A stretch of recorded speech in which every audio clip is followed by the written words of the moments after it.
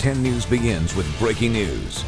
A 12-year-old boy left lying on the side of the roadway. Authorities now looking for the driver that slammed into him and then sped off. Good evening, I'm Kimberly Hunt. And I'm Steve Atkinson. Our 10 News reporter Anthony Pura is in Vista, where a neighbor says the boy appeared to be walking home from school. A neighbor says it's the same boy she sees walking down this road every morning and then walking back every afternoon. She also says this is a very dangerous road, as she often sees cars go screaming by. Sky 10 flew over Rady Children's Hospital as emergency crews rushed to treat a 12-year-old boy that was hit by a car.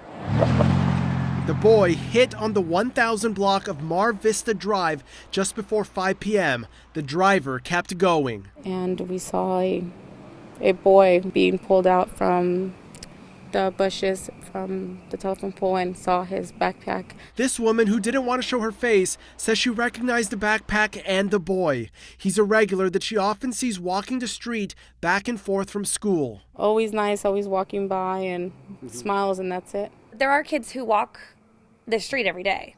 Okay. And I'm always like, oh, makes me cringe when I see him walking down the street. Rachel Munoz also lives along Mar Vista Drive, and as a mother, she says her family would feel safer if there were speed bumps. They easily go 65, 70 down this road. Okay. And I think it's a 35-mile-per-hour road. Deputies say the 12-year-old had injuries to his right leg and cuts to his face.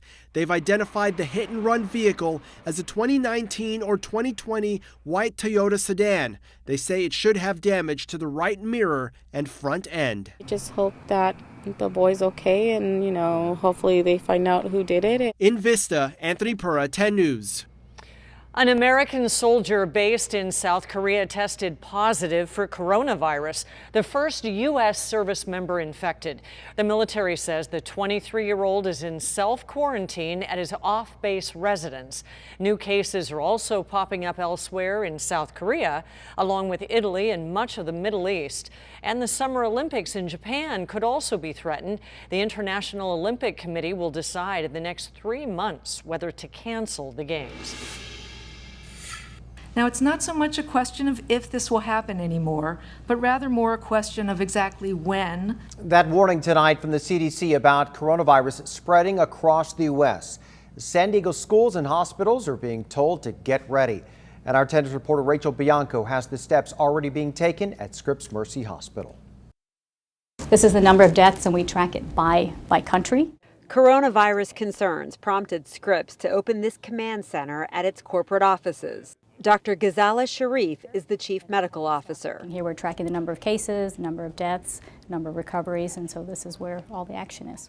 Most of the action is still overseas, but Tuesday, doctors with the CDC told reporters they expect to see community spread of COVID-19 in the U.S. and that Americans should get ready for, quote, major disruptions. It's time to do everything you would do in preparing for a pandemic.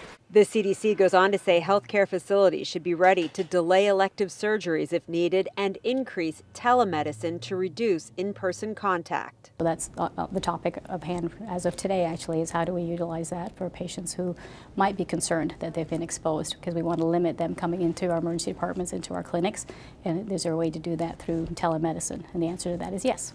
Supply rooms are stocked with masks and protective gear. So you've seen them before. It's the white outfit and the mask and everything together.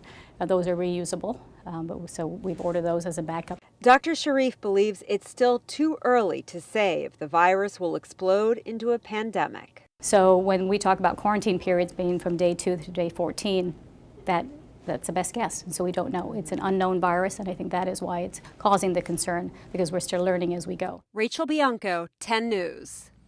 The second San Diego patient who tested positive for coronavirus was released from the hospital yesterday. The other was discharged last week. Both had recently traveled to China. You can stay on top of any new developments with coronavirus by downloading the 10 News app. A free version is available in the App Store. Tonight, Democratic candidates faced off for their last debate before Super Tuesday. Frontrunner Bernie Sanders feeling the burn from the other candidates. And our 10 News reporter Laura Acevedo is in the Live Center right now. Laura, San Diegans were hoping this debate would help them decide on a candidate. Yes, they did. And for some, tonight's debate did help them reach that decision. For others, the arguing and lack of answers did not give them a final candidate. I want to show you the standings right now. We do have Bernie Sanders leading with 28%, Joe Biden following behind with 16%. It was the last chance to see the Democratic candidates debate before Super Tuesday.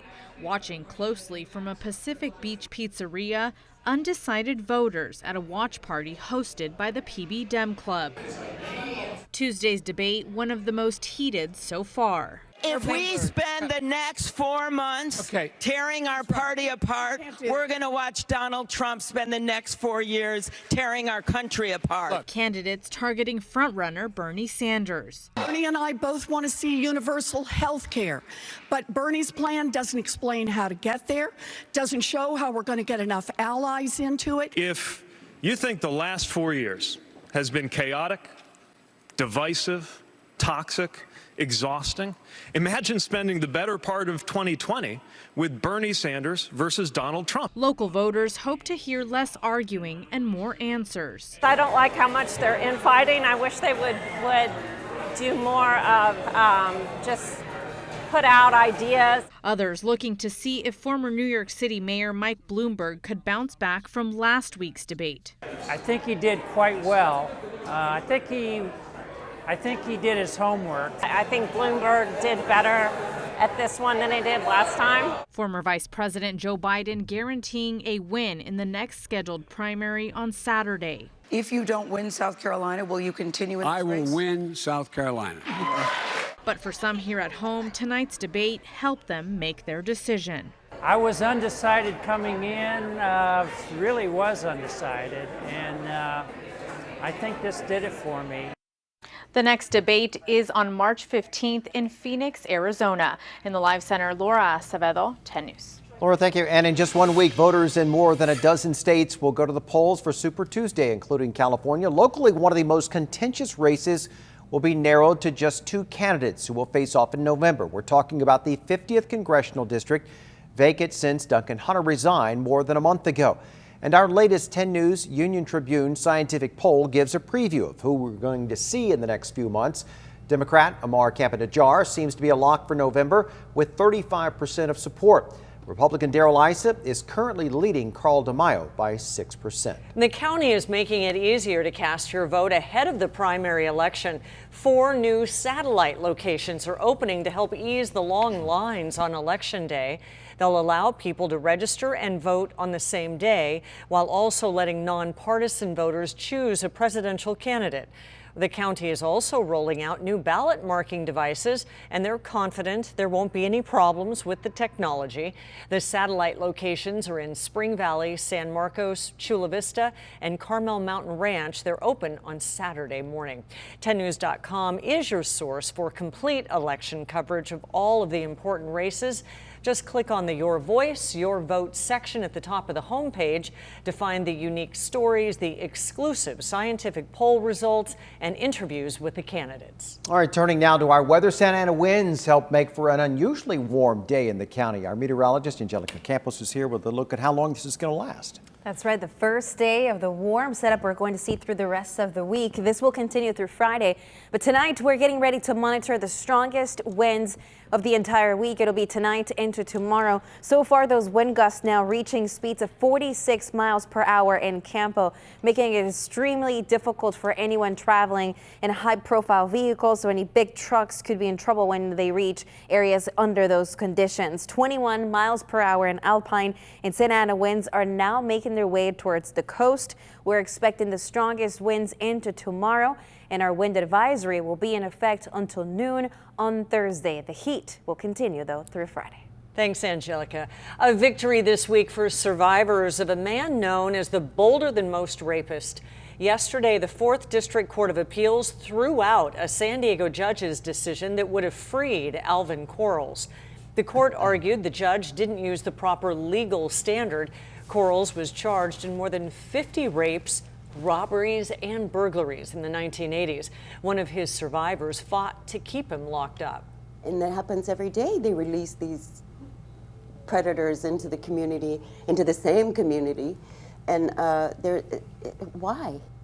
Quarles was deemed a sexually violent predator and will remain in a mental hospital. Soon, all San Diego Unified schools will have filtered hydration stations instead of drinking fountains. Tonight, the school board unanimously voted to replace those fountains. This move comes 2 years after the district started testing water quality. Parents raised concerns when the tests found traces amount of lead in several schools. 4 of those hydration stations are already being used at Henry Clay Elementary. District officials say the goal is to have the purest drinking water for students. The standard that we will achieve at San Diego Unified is actually 15 times safer than what's called for by the Federal Environmental Protection Agency. New hydration stations will cost $12 million to install. Project costs will be paid by Measure YY, which passed in 2018.